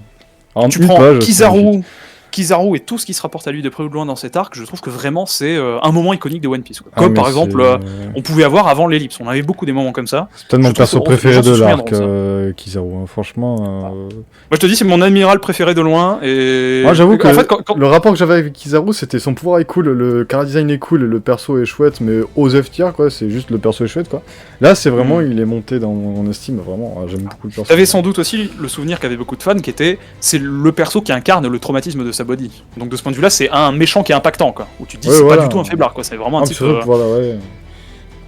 Et c'est pour ça il passe de à la fois terrifiant, très crédible, et moi en plus je trouve qu'il a un flow de bâtard, vraiment une espèce de dégaine de semi-mafieux, blasé, son flou est trop cool, enfin il est extrêmement cool. En plus un perso extrêmement touchant. Et tu peux voir que, on peut le dire en un mot peut-être, moi je trouve qu'il y a vraiment beaucoup de choses à dire sur cette thématique-là, mais Oda il donne un traitement précis à des personnages haut placés mais pas trop de la marine, c'est-à-dire en gros qui sont en dessous de Imu et des doyens, qui sont en gros les amiraux. Il leur donne un traitement qui est, je trouve, très fin et vraiment très pas manichéen. C'est pas juste des enculés. C'est des types durs mais qui ont des sentiments et qui vraiment sont déchirés entre deux camps contraires. Je trouve que ça c'est très One Piece et disons c'est du haut One Piece. C'est vraiment ce qu'on aimait jusqu'à présent. Franchement, même à Aokiji là, on sait pas trop dans quel sens ça va, mais. Du coup, je suis curieux de voir ce que ça va, comment ça va se conclure, parce que si la conclusion est aussi belle qu'avec, enfin aussi bien qu'avec Kizaru, franchement. Complètement. Et même à Kainu, moi j'en attends beaucoup. Les seuls persos qui sont un peu moins et qui peuvent pas être aussi impactants que ceux-là, c'est les deux nouveaux amiraux que sont c'est Ryokugyu, je crois. Oui, et Fujitora. Et Fujitora qui ont été introduits plus tard, qui sont donc naturellement plus superficiels. Moi je pense que bon. Après, je trouve que Fujitora il a été mieux introduit que comment il s'appelle. Le vert quoi. Le vert Ryokugyu là. Je suis désolé mais. J'ai un petit désaccord là-dessus. Les deux apparitions qu'il a faites, c'était vraiment. Là où je trouve ça très bien en fait. Au moins sa première apparition, il y a quelque chose dans One Piece qui relève de la qualité qu'a aussi Hunter x Hunter, qui est qu'ils font des espèces de rapports de force réalistes, et il fait pas du spectaculaire systématique et gratuit. C'est ça que je trouve très fort, c'est-à-dire que un amiral, quand tu le vois à l'écran, il est très fort, il explose tout le monde, et enfin tous les amiraux qu'on a vu jusqu'à présent. On aurait pu se dire, ok, bah c'est juste une manière un peu débile Oda de mettre en scène des persos qui veut fort, et donc bah, il les introduit comme ça. Et en fait, tu comprends que les amiraux peuvent se faire humilier des fois malgré leur force très forte. C'est exactement ce qui s'est passé, quand en fait la logique veut qu'ils se fassent humilier. Il n'y a pas une supériorité de l'impression que veut donner Oda de la force de ces persos dont on sait qu'ils sont très forts, sur concrètement ceux qui méritent de se prendre comme humiliation quand ils se mettent en situation de se faire humilier. Moi, vraiment, c'est la même impression que tu as dans Hunter x Hunter quand au début Gon il tombe sur le clone Hisoka, tu vois. Et vraiment il se fait traumatiser par le naine. Oui, ça fait longtemps que j'ai pas vu Hunter x Hunter. Mais disons, là t'as vraiment cette impression de dire ok, si là Gon devait se battre contre ce mec, héros de shonen ou pas, il se fait exploser la gueule. Oui, carrément. Et c'est vraiment ça crée une impression de peur et je trouve de tension chez le lecteur que beaucoup de mangas superficiels arrivent pas trop à recréer. J'en citerai pas Demon Slayer, mais il y a quelques mangas qui ont pas cette qualité que je trouve à One Piece et qui vraiment fait que c'est un manga de toute première qualité à égalité avec Hunter x Hunter qui vraiment je trouve de ce point de vue-là est un classique absolu. Pour Ryokugyu, je parlais pas plus de puissance parce que je trouve vraiment au niveau de l'échelle de puissance tout ça, j'ai bien apprécié l'apparition qu'il a fait à Wano. Moi je parle plutôt de le caractère du personnage et ce qui genre les ambitions qu'il a ou autre quoi, parce que les deux fois on l'a vu, je sais pas si tu te rappelles, mais une fois on a vu sa silhouette où vraiment il rigolait comme un débile, il avait l'air juste d'être le c'est un bourrin, je suis le flic méchant quoi, le mec de Prison Break quoi vraiment. Et là à Wano j'ai ressenti le même truc du mec qui est là en mode tu sais, il s'est pas trop posé la question de ce qui est bon ou pas, il veut juste mater des pirates et rentrer à la marine. En même temps, là où je trouve que ça fait un bon complément quand même, c'est que tu sens qu'en fait tous les amiraux à part lui se posent des questions. Jusqu'à même, on pourrait dire à Kainu, je pense que vraiment son flashback nous en apprendra plus. Mais disons, tous les amiraux auraient été des types. En fait, on pourrait presque dire des mauvais amiraux. On a eu cette discussion aussi. Tu sais, quand par exemple, Fujitora il laisse fuir Luffy, quand Kuzan il laisse fuir Robin sur Ohara, tu te dis, bah, c'est des persos qui sont touchants et qu'on apprécie nous en tant que fans. Mais en fait, du point de vue de leur logique à eux et du rapport que les civils, même de One Piece, les innocents pourraient avoir à la marine, c'est pas du tout ce qu'on attend d'eux en fait. On attend qu'ils matent les pirates et c'est tout, tu vois. Parce que c'est un danger potentiel. Et c'est une raison suffisante pour que la marine écrase les pirates et là, ils le font pas. Moi, je trouve qu'avoir un amiral qui un peu qui est dans la tradition d'Akainu, mais qui était très seul jusqu'ici dans le cercle des amiraux, à vraiment se dire j'applique la justice de manière écrasante et je ne me pose pas la question, je laisse pas la moindre chance aux pirates. Je trouve que c'est rafraîchissant et surtout ça fait un très bon contraste avec Fujitora, qui vraiment pour moi est le summum du laxisme, quoi. C'est un mec, tu te dis putain, moi je serais Akainu, je foutrais des baffes dans la gueule, quoi. C'est un mauvais amiral du point de vue de la marine. Même si c'est c'est un philosophe, c'est un type qui a un grand cœur et tout, nous en tant que fans on l'apprécie. Mais je trouve ça bien qu'il y ait des amiraux durs, quoi. Parce que c'est vrai que des fois tu dis, bon, si c'est des gentils, les amiraux, il n'y a plus aucun intérêt. C'est vrai que jusqu'à là, on avait vraiment l'impression que. Enfin, moi je trouve que chaque amiraux avait sa vision de la justice, quoi. Enfin, de ce qui est bien et ce qui est mal, quoi. Mais c'est vrai que du coup, le Ryokugyu, il y a eu un décalage qui. Bon, comme tu dis, c'est vrai qu'il fait son job, quoi, entre guillemets. Mais c'est vrai que du coup, c'est peut-être quand même mon amiral l'amiral que j'aime le moins. Mais, Ah bah, il n'y a aucun doute. Moi, de toute façon, tous les amiraux sont des pépites. Après, on l'a vu pas beaucoup aussi. Bon personnage en plus. On l'a vu que 4 chapitres, je crois. Qui ça? Ryokugyu, on l'a vu que 4 ou 5 chapitres. Il a été introduit en dernier, il s'est fait mater tout de suite, et il est moins subtil que beaucoup d'autres persos. Il a pas toutes les qualités pour être le meilleur amiral. Donc, de ce point de vue-là, je pense que c'est logique. Peut-être pour terminer ma conclusion, parce qu'on est vraiment au tout dernier point. Vas-y. Il me semblait que il y avait des émotions très fortes qui ont été évidemment véhiculées dans cet arc-là.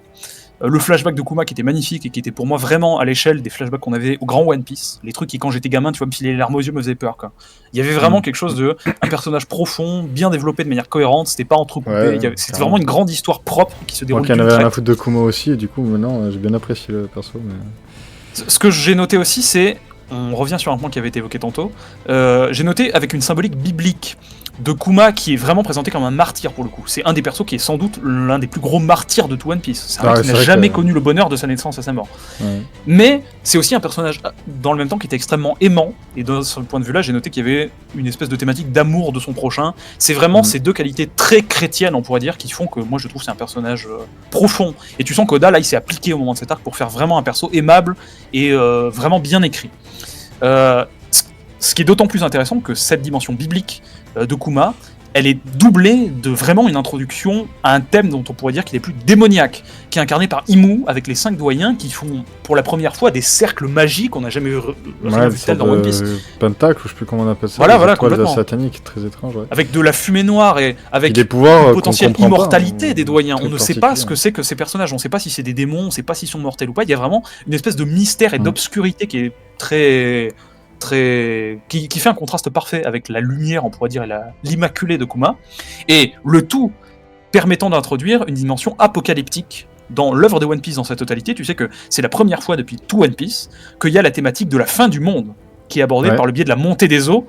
La montée des eaux, si vraiment je voulais me faire de la branlette, je pourrais dire que vraiment, jusque dans l'Ancien Testament, avec le déluge, et avec l'inondation de la Terre tout entière qui doit être noyée de ces impuretés. Vraiment. On parlait d'avoir de ce côté-là aussi. Il me semble que c'est un peu de la branlette, mais en tout cas, du point de vue de regarder. D'un point de vue de Kuma le martyr, la marine qui sont des démons et la dimension apocalyptique, il y avait vraiment quelque chose de biblique, j'ai trouvé dans cet arc, vraiment pour le meilleur très très largement, avec en plus des plans naturel, on pourrait dire, même si c'est une île très robotique et très futuriste, mais moi il y a au moins un plan que vraiment je garderai en tête depuis longtemps et qui pour moi sera l'image. Quand tu dis plan, c'est une planche ou une planche, exactement. C'est une scène où tu sais, quand Vegapunk il annonce pour la première fois que le monde va être envahi par les eaux. C'est pour ça vraiment pour moi il n'y a pas de hasard. Il y a une grande planche de l'île d'Eged avec des nuages un peu grisâtres mêlés de lumière dorée avec des grands filets qui descendent sur la mer.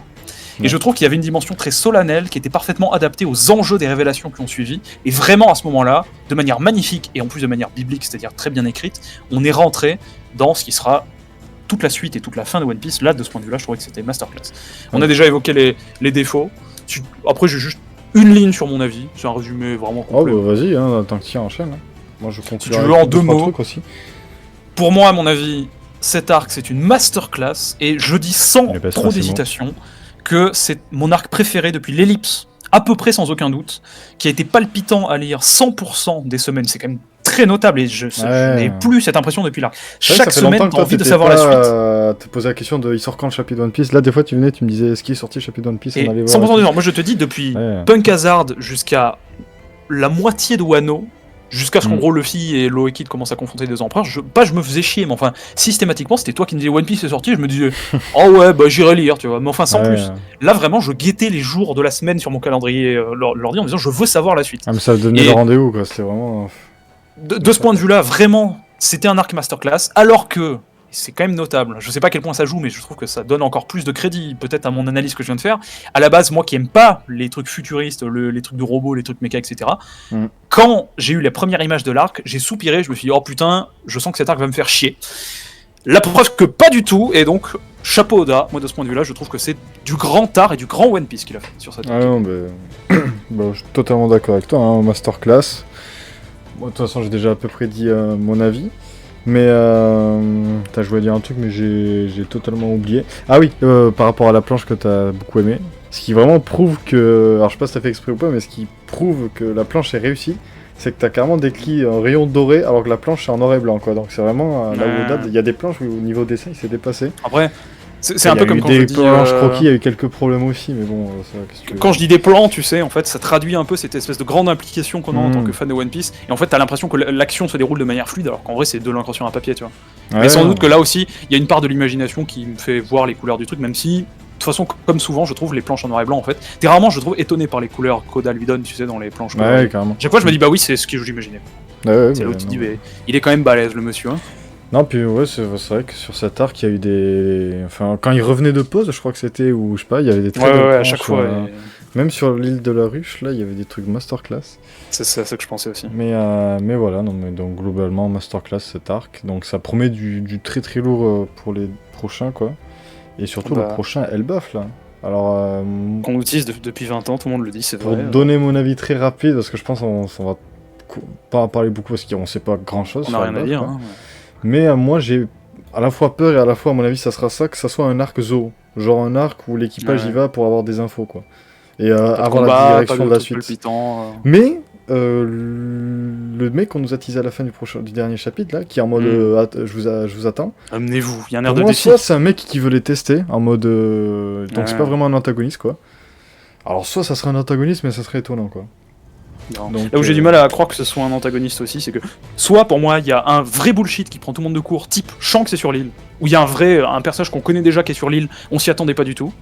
Soit, même d'un point de vue de la cohérence je pense, c'est l'île des géants qui sont des alliés, qui sont heureux, qui sont des personnages forts, s'ils avaient eu un problème, ils l'auraient déjà dit avant, et je pense pas qu'il y ait un antagoniste léger, secondaire en tout cas, qui soit pas un Yonko typiquement, qui puisse vraiment représenter une vraie menace pour Wano. C'est pour ça, moi je verrais bien soit le roi d'Elbaf, comme ça il les teste, en même temps on apprend qui c'est, même si je crois que c'était dit que c'était le mec qui était sur l'île de Robin. Il s'appelle pas Loki?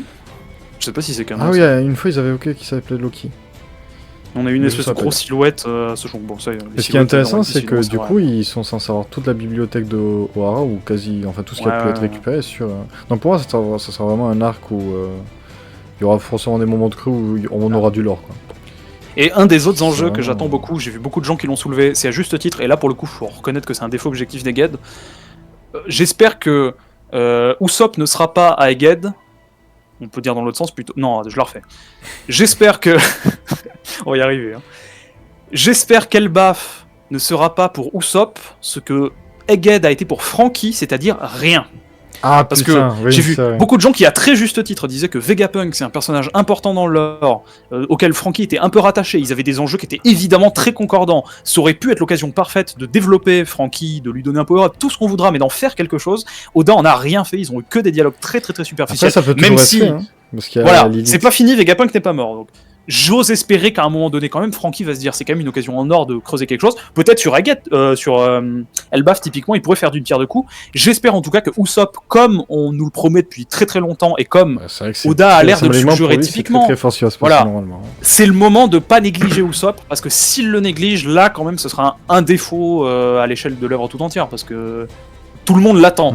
C'est le sens du personnage. Donc, soit il fait d'Usopp un personnage secondaire à négligeable, ce qui je pense n'est pas dans son intérêt, ce qui nuirait un peu à l'équipage en tant que vraiment assemblement de personnages principaux, soit il le développe. Et là où j'ai un peu d'espoir quand même, c'est pour ça qu'il y a quand même une touche de positivité malgré le peu qu'on a, il finit l'arc Egged en mettant symboliquement Luffy et surtout Usopp levé vers le ciel dans les mains des géants, sous-entendu quand même, il a compris qu'il y avait quelque chose à jouer de ce côté-là. J'espère qu'il va pas laisser tomber ça. Moi.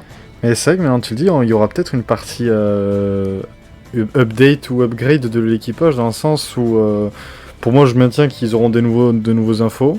Luffy sera peut-être enfin au courant du fait que genre il est Nika Ouais, ou une connerie comme ça, quoi. Ils vont peut-être enfin le prendre face à face avec un steak en mode écoute-moi bien bâtard. Bon. Il y a T'es trop Nika d'infos, quoi, là, parce qu'on en écoute. peut plus là, pitié. Et peut-être qu'ils vont aider Nami pour mieux se repérer pour aller à Loftail, je sais pas, c'est vrai qu'il y a pas mal de trucs. Robin qui aura aussi du coup Ouais. enfin accès à des connaissances qu'elle veut, quoi. Plus revoir un ancien truc. Donc c'est vrai que peut-être qu'une grande partie de l'équipage se verra en connaissance ou en compétence upgrade. Peut-être Usopp, surtout- je sais pas comment, ou peut-être une nouvelle arme. Beaucoup de persos négligeables, on pourrait dire en quelque sorte. Typiquement, Chopper, enfin le triple duo, Chopper qui va sur une île de grand savoir, Usopp qui est un faiblard pour l'instant, qui sert presque à rien. Et on pourrait imaginer, Franky avec Vegapunk, éventuellement Robin ou des choses comme ça. Mais tu sais, c'est toute la partie de l'équipage où tu te dis, bon, ils ont quand même pas une utilité. Encore Robin, à l'échelle de toute l'œuvre, ok, c'est la seule à pouvoir lire les poneglyphes, il y a un intérêt très direct. Pour la fin du manga, typiquement Franky ou Usopp, bon... Enfin, peut-être qu'on aura un arc où Luffy, Sanji, Zoro, qui sont juste là pour taper, hein, honnêtement, seront plus mis de côté parce que eux ils sont assez forts pour laisser le reste de l'équipage en mode chacun a son rôle, quoi. Genre Nami, honnêtement, on va pas la mettre au combat, quoi. Elle est là pour naviguer. Franchement, là, elle est dépassée. Donc peut-être que chacun aura un upgrade. Je trouve que ce serait un des meilleurs moments pour le faire, d'autant que sur une île un peu mythologique, et je fais encore un parallèle, mais tu sais, il pourrait faire une ambiance semblable à celle de Berserk sur l'île des Fées, où en gros il n'y avait pas d'action, à part la toute fin, on spoil pas, mais bon voilà.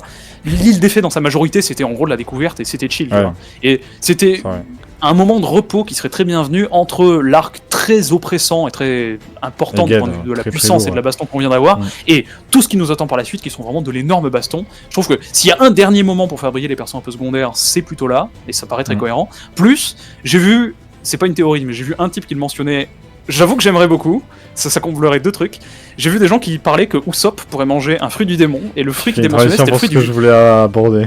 C'est parfait. Mec, j'ai vu un mec, alors c'est une planche à l'arrache, hein, mais si Usopp pouvait manger un fruit, genre le fruit du géant, tu vois, ou quelque chose comme ça, qui d'une part rajouterait une espèce de nouvelle spécificité à l'équipage de Luffy, qui a pas de géant à part le mec Ashroudin dans la flotte là, de Dressrosa, mais on s'en fout un peu. Et en plus, si ça pouvait rendre Usopp fort, moi ça me satisferait beaucoup. Je suis pas sûr que ça arrive, mais enfin, ce serait mon kiff. C'est vrai qu'on en avait parlé sur le ton de l'humour, mais on sait à un moment on avait parlé par message, je crois, des fruits qui pourraient apparaître sur l'arbre, parce qu'il y a Kuma sur l'arbre, que je raconte, sur le bateau de Nami, quoi. Oui, les mandarainiers de Nami. Ou sur des fruits n'importe où, vu qu'ils sont sur truc. Parce qu'il y a Kuma qui, on sait pas s'il est mort ou s'il est en train de claquer. Ou on sait pas si techniquement il est considéré comme déjà mort vu que c'est plus qu'un robot, donc voilà. Et on a aussi Vegapunk, je sais pas si son fruit va aller ailleurs du coup, vu que le corps principal est mort. Donc on avait un peu mentionné pour le fun, des enjeux de fruits qu'il y aurait du démon, deux fruits du démon à disposition. Je trouve que donner des fruits du démon à tous les membres de l'équipage, je trouve ça dommage. En plus, du coup, c'est vrai qu'il y avait une théorie comme quoi peut-être que les gens qui ont un fruit du démon sont malades à Loftail. Je pense que cette théorie est fausse parce que dans ce cas-là, je vois pas pourquoi Baggy serait aussi hypé d'y aller parce qu'il a un fruit du démon. Et techniquement, si les gens qui étaient dans l'équipage de Roger, genre si Shanks y sait, je vois pas pourquoi Baggy saurait pas. Donc peut-être qu'ils le savent pas, hein. Peut-être que c'est juste un truc en fond, ils vont le découvrir aussi. Ouais, et en quelque sorte, là, Shanks ce serait le seul. Là où c'est bizarre, c'est vrai que dans l'équipage de Shanks, il y a vraiment aucun fruit, quoi. Donc tu te dis, c'est vrai que. Alors, c'est vrai qu'on rendre les persos plus stylés. Hein. Peut-être qu'il y en a une poignée qui en ont aussi, hein. Peut-être. Mais t'as pas vu le film Raid ou quoi? T'as bien vu qu'ils sont pas tous. Oh mon dieu. Ça n'existe pas. Dans cette logique-là aussi, moi là, ce qui me semble être une théorie bien plus plausible par contre, c'est qu'à un moment donné, l'équipage va croiser Vivi, ça y a aucun doute, elle est mise en avant pour ça exprès dans le dernier scan. Moi, je vois bien Vivi manger le fruit de Kuma. C'est vrai ça me paraît plus proche que jamais. Je sais pas d'où tu sors ça, mais ça me rappelle quand t'as dit Kaido rejoint l'équipage pour l'instant. Non, ça c'était. Alors, une des vraies différences étant que Kaido qui rejoint l'équipage, je me suis laissé convaincre en un peu fanboy, je dois reconnaître du chef, qui avait, je trouve, des arguments littéraires, mais qui n'étaient pas dans la patte de One Piece. Donc vraiment, moi ça m'a convaincu, ça a convaincu mon esprit littéraire, on va dire, mais en vrai ça n'existe pas dans One Piece. Là par contre, tu sais, jusque dans des éléments de parallèle avec les fruits du démon des membres de l'équipage qui correspondent à deux chiffres, genre 1 et 9, 2 et 8, etc. Oui. Il semblerait que le fruit de Kuma corresponde, plus il y a vraiment une réponse qui est quand même bizarre d'Oda, où un fan lui a demandé si quelqu'un mangerait ce fruit-là, et il a une réaction qui est des gags, comme très souvent dans les SBS, mais qui en gros, pourquoi tu parles de ça, paniqué avec point d'exclamation, et il ne répond pas du tout à la question en fait. Il dit pas non, il dit... Juste il panique. C'est quoi, c'est genre quel membre d'équipage aurait des fruits, ou c'était quoi? C'était en gros, il exposait ce que je venais de dire, c'est-à-dire que, tu sais, un truc qui est connu des fans, mais là pour le coup c'était Oda qui l'avait sélectionné d'un fan qui lui pose spécifiquement, officiellement dans les SBS, qui était de dire, le fruit du Gomu Gomu, ça veut dire 5 et 6, Ah oui, ok, le Ana, les c'est chiffres, voilà, des trucs comme ça. Il semblerait que le prochain c'est le Mukyu, un truc comme ça, je sais plus comment il s'appelle, le fruit des coussinets. Est-ce que donc c'est le prochain fruit que va manger un membre de l'équipage? Et la réponse d'Oda c'était quelque chose comme une vanne qui panique en mode haha, oula, j'avais jamais pensé à ça, me pose pas la question, j'ai pas envie de répondre quoi. Vraiment un truc comme ça où tu te dis, il est tout à fait possible que ce soit une vanne. Moi je pense quand même que c'est une théorie qui se développe depuis longtemps et il semblerait qu'on n'ait jamais été aussi proche qu'elle se réalise. Donc j'attends donc. Ouais. Non mais je trouve que symboliquement ça pourrait être beau que le membre de l'équipage mange un fruit parce que c'est vrai que techniquement, genre... comment dire ça, on n'a jamais vu un membre manger un fruit, genre je sais pas, il y a un truc il y a jamais eu cette étape dans One Piece. Après, j'espère pas que tout l'équipage aura un fruit parce que ça serait triste. Non, ça me semble impossible. Déjà, Zoro, Sanji, aucune chance qu'ils aient un fruit. Ah oui, non. Sanji sur un énorme malentendu, mais Zoro n'aura jamais de fruit. Genre, ça, Jinbei, non, ça serait triste qu'il en ait aussi, je trouve. Un homme poisson qui peut pas nager, ça pue. Ouais, c'est très con, c'est vrai, j'avais même pas pensé à ça. Mais c'est vrai que du coup, on avait parlé il y aurait le fruit de l'intelligence, je sais plus comment il s'appelle, et du coup, des coussinets, du coup. Moi, je trouve que le coussinet, ça serait bien un ami, parce qu'il y a ce côté de ça navigue, tu vois, genre. Elle pourrait envoyer de manière stratégique des membres de l'équipage. Son surnom c'est la chatte voleuse et il y a eu, tu sais, dans la couverture ou dans sa prime, tu sais, elle avait une bouche en 3 de Neko quoi. Ouais. Et bon, tout ce ce je crois pas que c'est sur la prime, mais. Ok, je sais plus. Ouais, mais il y a un moment, tu sais, où elle a une petite bouche, tu sais, une espèce, mais c'est discret, tu vois, mais c'est un petit sourire ondulé quoi. C'est pas juste un sourire classique. Donc bon, moi ça me choquerait pas, mais Nami ou Vivi, disons un personnage faible qui serait d'une part moins faible, d'autre part plutôt utilitaire, je trouve que vraiment ça collerait bien. Donc là, il a une bonne occasion pour le faire, et comme t'as dit, vraiment, on n'a jamais vu un perso. Tout le rapport au fruit du démon qu'on a eu, c'était eux qui l'ont mangé dans un passé lointain, quoi. On ouais, n'a jamais eu un power-up du passé, quoi. Voilà. Et ça pourrait vraiment bouleverser et mettre à jour et rendre bien plus intéressant un perso qui s'ennuie un peu, typiquement. Ou alors, ça pourrait attirer Barbe Noire. Et du coup, les amener à une confrontation. Parce qu'on a Barbe Noire qui chasse les fruits, mais je pense pas qu'il serait intéressé par ces deux fruits. Et peut-être que le fruit d'intelligence irait bien à Franky, hein, remarque, ça ferait un héritage de Vegapunk à Franky. Pas faux. C'est une bonne occasion de le faire power up sur Egad. Je sais pas pourquoi je dis Elbaf. Egad, Elbaf, ça ressemble. Mais après, ça serait bizarre Franky avec un fruit. Un peu. Après, le fruit de l'intelligence, en vrai, c'est discret. Un autre fruit, ça aurait fait too much. Je sais pas s'il y a d'autres trucs à mentionner. Je crois que c'est le peu qu'on sait, hein. Puis moi j'ai hâte de voir parce que ça commence du coup cette semaine. Ça va être. Est-ce que tu penses pas qu'on aura un éloignement des Mugiwara pendant un petit moment et éventuellement une mise à jour des primes avant le début de l'arc? En fait, à chaque fois que je dis ça, moi ça arrive pas. Donc si je le dis là, il y aura pas, mais je verrai bien. Je dis quelques arcs avant. Moi je verrai bien autre chose, quoi. On voit autre chose que l'équipage. C'est vrai, ça fait beaucoup de. Ça fait longtemps qu'on voit Egad. Shanks, on sait pas où il est, le Cross Guild on a plus d'infos, s'ils ont démarré ou pas. Tout ce qui est Garp, tout ce qui les gens qui ont perdu, quoi, je les mets ensemble, même si je trouve que Garp c'est un truc à part. Mais les perdants encore, on n'a pas d'actualisation. Le bâton, on sait pas, il y a beaucoup de choses qu'ils ont mis en pause entre guillemets. Et puis si Aokiji est pas un traître, je mets mes couilles sur le bureau, je les découpe avec un couteau littéralement au premier degré. C'est impossible pour moi que ce soit un ça sera un short d'ailleurs, si jamais ça arrive. Bah, flouté comme ça sera une carboncle. Il y a quand même des fans, j'ai pas envie d'être désobligeant pour les fans de One Piece, mais je pense que je les mets en fait tous les mêmes, tu vois. Les mecs qui pensent que les amiraux sont supérieurs aux Yonko, les gens qui chient sur les amiraux et les gens qui pensent ce que je m'apprête à dire, pour moi, il y a un point commun que je ne détaillerai pas pour pas être insultant, mais il y a des gens qui pensent que là, en gros, Aokiji, c'est le 3ème plus puissant de l'équipage de Barbe Noire derrière Shiryu. Bon, je laisse l'analyse aux gens qui pensent ça, mais enfin c'est douteux. J'ai vu chez quelques youtubeurs One Piece cependant, donc bon, je vais pas te faire des ennemis, mais enfin, moi je sais ce que j'en pense, j'ai de longs arguments pour dire que c'est dis-le non, mec. On va pas, bon. Mais il y a des types qui font des pseudo-développements pour t'expliquer que c'est ça, hein. Ou en tout cas qu'on peut pas trop se poser la question. No comment. Mais il y a aussi des gens qui pensent que, en gros, juste Aokiji c'est un membre premier degré de l'équipage de Barbe Noire, quoi. Tu te dis, mais... Je pense que c'est les mêmes gens qui ont une opinion de merde sur les amiraux, parce que c'est pas possible. Faut ne jamais s'être penché sur la question de l'écriture des personnages des amiraux pour penser qu'Aokiji il est con à ce point-là. Ou alors je n'aime pas le personnage, tu vois. Et c'est vraiment là, il pue la merde. Moi, ma crainte avec Aokiji, c'est qu'il ait un développement que je vais appeler tsundere. Dans le sens où il est un peu en mode mais j'arriverai pas à aider la marine et tout, et que la marine soit en mode non mais viens, il est jamais trop tard. Tu sais ce truc de merde qu'il y a dans des films en mode le mec est devenu méchant malgré lui. Alors, je déteste ce truc. Et surtout c'est méchant hésitant, quoi. C'est de l'hésitation, quoi. C'est l'inverse de beaucoup de persos qui sont rendus honorables comme ça à l'échelle de One Piece, qui est une grande détermination, quoi. Moi j'espère plutôt que Aokiji il a eu ce truc de il a perdu contre Akainu, il était un peu en mode je sais plus trop quoi faire. il a eu l'occasion de tomber sur l'équipage de Barbe Noire, et là, il s'est mis un plan en tête. J'espère que ça sera plus quelque chose comme ça. Un peu, il a eu un coup de mou et il l'a relevé, quoi. L'option facile, c'est aussi de considérer que c'est juste un espion des révolutionnaires, en fait. Aussi, qui éventuellement a sauvé Garp, tu vois. C'est le fils de Dragon. C'est vrai que les seuls, j'ai appelé ça des pions que Oda a pas mis, enfin, qu'on sait pas ce qu'ils vont faire, quoi, c'est les révolutionnaires. Perso, on sait pas trop. En vrai, on peut se douter qu'ils préparent beaucoup. Une guerre. Oui, on sait qu'ils vont agir, mais là, on peut pas dire. Enfin, là où Luffy et tout, on dit ils vont à Elbaf, eux, on peut pas dire ils vont. Ouais. Là, court terme, c'est sans doute ce qu'on peut le moins prévoir, sachant qu'il y a quand même une espèce de parallèle qui a l'air d'être instauré entre Akainu et Dragon. Moi, à partir de là, je vois bien une confrontation entre les deux au moment d'une guerre quelconque contre la marine qui arrivera à coup sûr. De toute façon. Et Dragon, c'est l'un des persos dont on a vu le moins d'action. Autant avant, il y avait Shanks, maintenant. Dragon est très. C'est juste on connaît pas sa puissance. Quand il est apparu truc, on sait même pas si c'est de sa faute ou pas. Ça a jamais été validé qu'il est un fruit du démon. Attends, parce que si les coups de vent qu'il faisait à. Putain, c'était quoi dans cette île de merde Lockdown. Je crois que c'était Lockdown. Si c'était lui qui faisait les tempêtes, est-ce que ce serait pas lui qui est le bateau noir avec les tourbillons là? Ouais, moi à un moment je m'étais dit ça aussi, mais enfin. Mais pourquoi ce serait pas choquant qu'ils aient un Rod Poneglyph ça leur donnerait de faudrait regarder les flashbacks parce qu'on a vu je crois le bateau des révolutionnaires dans un flashback de Kuma. Ça m'étonnerait pas. Tu sais quand il va les voir pour dire... Si c'est un bateau ancien, il peut être obsolète aussi, mais ça à la limite ça veut pas... Faudrait voir quand il parle avec Sabo, mais on les voit toujours sur des signes. Toujours tant de mystère, mais pour une fois, vu qu'on sait qu'on en apprend de plus en plus, c'est plus excitant que frustrant.